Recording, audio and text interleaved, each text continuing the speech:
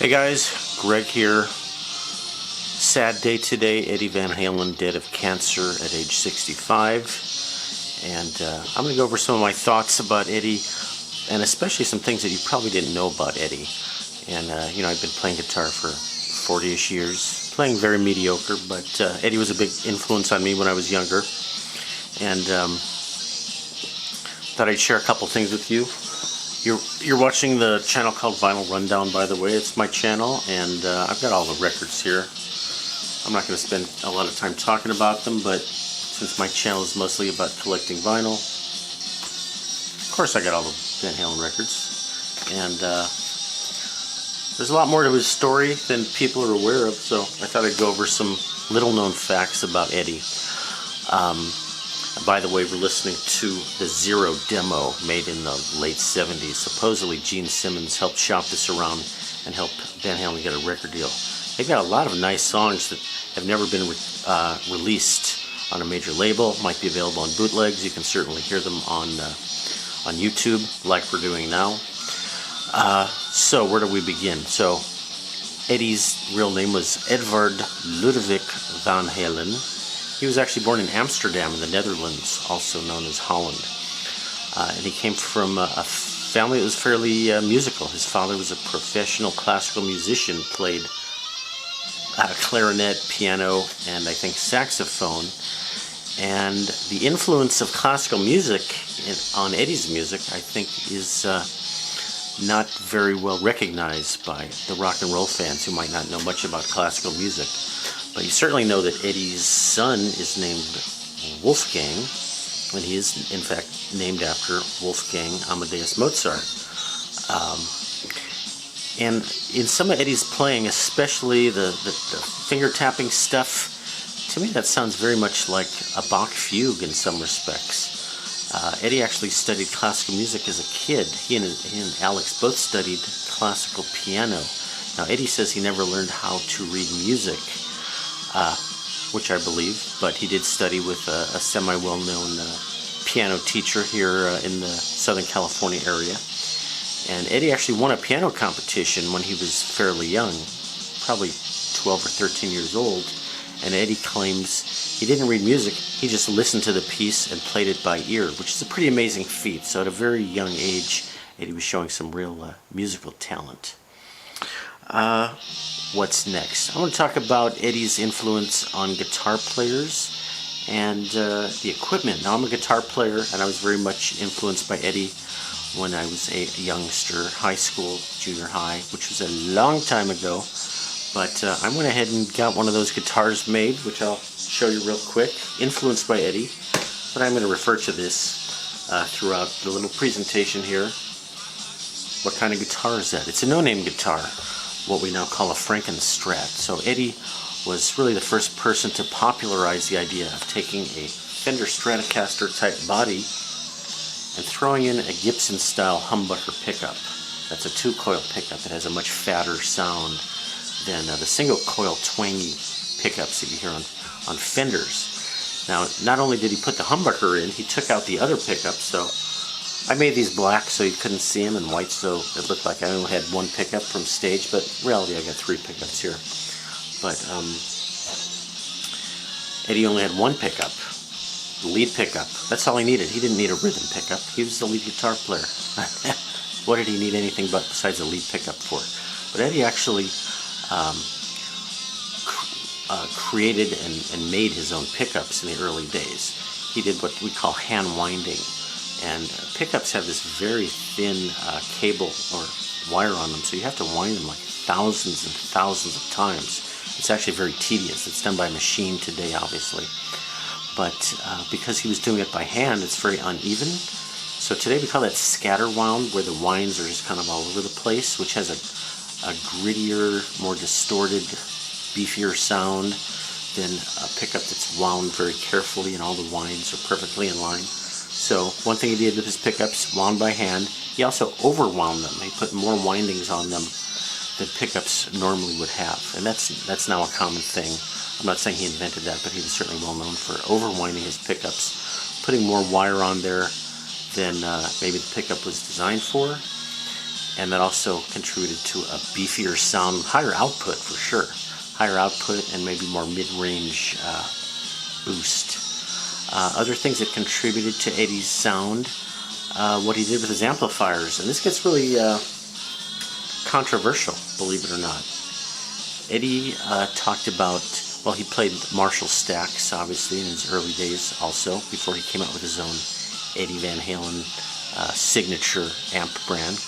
But back in the early days, of course, he was known for playing with Marshall stacks, but he got a unique sound out of them.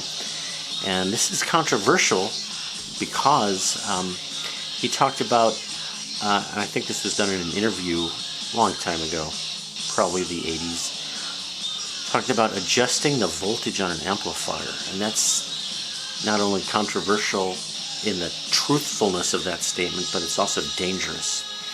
So he's known for using a device called the Variac. That's like variable AC power. That's a device you hook into a wall, and then you hook your component, whatever it is, amplifier, toaster, into the Variac, and you can adjust the voltage. Normally our power here in the United States is 110 volts, and in Europe it's 220. But with the Variac you can adjust that to anything you want. Now he claimed in interviews that he cranked up the voltage to 140 volts and essentially overclocked the Marshall stack to get his sound out of it. And that myth has been around for years and years. In 2012, he admitted that that was a lie. He claims David Lee Roth put him up to that lie. Who knew? Because they needed something kind of juicy to get in the press for some interview they were doing. And Eddie apologized. He said, I shouldn't have told that lie. A lot of guitar players fried their amps because I told them to crank up the voltage with the Variac. In reality, he used the Variac to turn the voltage down because he bought a European model 220 voltage amp and he had to crank it down to 110. And in fact, you could crank it down even further and get more distortion. It sounds counterintuitive, but when you're pushing a 50 watt amp to its max, it'll distort. You try pushing a Marshall stack 100 watt amp to its max, it's so freaking loud it will, it will destroy your apartment. I'm exaggerating slightly there. So anyway, those things, those two things in combination, the overwound, scatterwound pickups and the Variac on the amplifier, contributed to what he calls the brown sound. That's his signature sound, the brown sound, which he did without any effects pedals, if you don't count the Variac as an effects pedal. So Eddie, long technical discussion for you guitar geeks about what Eddie did with his sound, but he also did a lot of things with the design of the guitar. I talked about the pickups already, and he also was an innovator with this doohickey, which sometimes we call the whammy bar, or the wang bar, or the tremolo bar.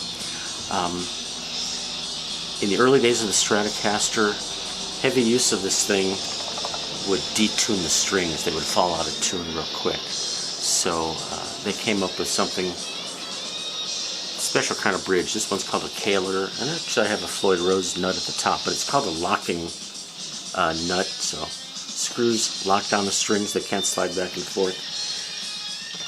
Too technical a talk for you guys, I'm sorry. But Eddie was a pioneer in extreme uses of the whammy bar for those dive bomb pitch manipulations. And of course I had this guitar made for me when I was a high school punk and didn't know too much about economics, but actually traded a nice Strat for this, which is worth a lot of money today.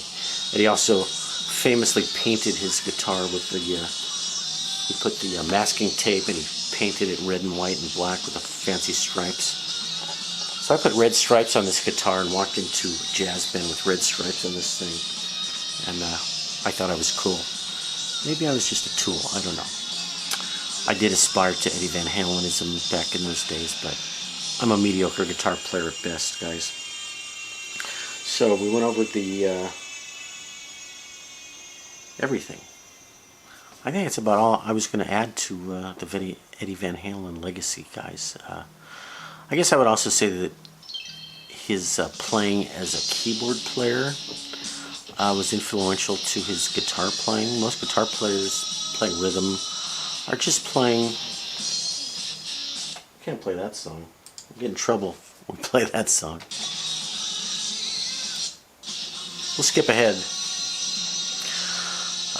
His rhythm playing really does take into account the fact that he was a piano player. I think it's influential that he does not just play a lot of simple bar chords, you know.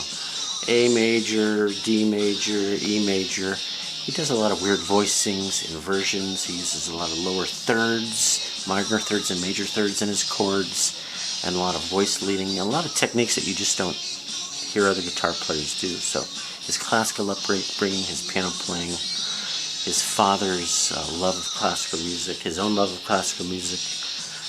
He's also a major Eric Clapton fan, which I was growing up. And his virtuosity and his ability to study, practice, led him to be the most influential guitar player of our time, which is the last 50 years. The last great guitar hero, Eddie Van Halen, rest in peace. Miss you, Eddie. Thanks for watching, guys. This is the Vinyl Rundown. Let me know what you think. Sorry I went on so long about the technical stuff, but I'm a guitar player, so take it easy, guys.